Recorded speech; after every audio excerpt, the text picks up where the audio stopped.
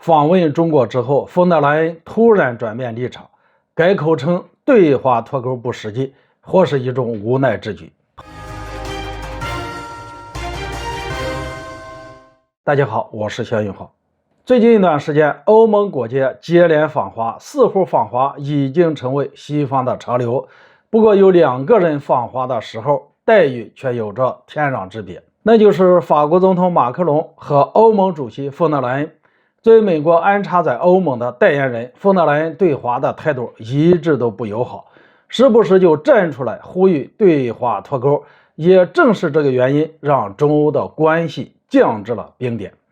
然而，访问中国之后，冯德莱恩的态度又发生了很大的变化，最近更是改口称对华脱钩不实际。冯德莱恩还提到，中国的国际地位已经不同往日了，欧洲应该谨慎处理和中国之间的关系，对华脱钩既不可行也不切实际。中欧之间的关系对欧洲来说非常的重要，只不过冯德莱恩呼吁欧洲调整对华战略，更多的或是一种无奈之举。另一方面，欧洲央行行长公开表示，越来越多的国家都倾向于增持人民币，这也就减少了对美元和欧元的依赖。按照这样的情况发展下去，美元的霸主地位或许会被动摇，中美博弈恐怕将更加的剧烈。事实上，美国已经麻烦缠身，现在最大的戏码就是美元降息。一旦开始进入降息的通道，美元大量外流就面临一个关键性的问题：谁来接盘呢？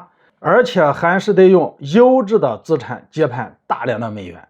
美国不用看我们了，现在布林肯都来不了了，那几个管经济的也在家抓耳挠腮，没人接盘会怎么样呢？就如今天你把矿产卖了，拿到了10亿美元，结果明天美元贬值10%，相当于卖亏了。所以理性的做法就是再等等，一旦大家都是等等等，那就有好戏看了。欧洲想把本分和常规变成对我们的恩赐，以此为筹码向我们要政策和优待，再换取我们大把实打实的利益。以前我们还大大方方的以技术换市场，现在进入中国市场，倒要对外资3邀4请，邀请他们来分享中国发展的机遇和红利。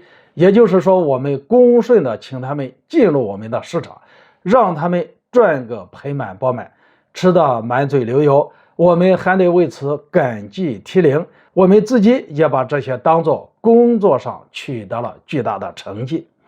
即便外资再怎么重要，我们也不能搞这么卑微，不可能把自己的筹码反而变成别人的筹码。虽然冯德莱恩对华态度出现了缓和，但这也是为了利益而低头。作为美国利益的代言人，他不可能不响应美国的号召。今天不与华脱钩，明天或许又要摆脱对中国的依赖。欧洲现在最应该做的其实是先摆脱美国的控制，这比什么都有说服力。好了，今天就说到这里，咱们下次见。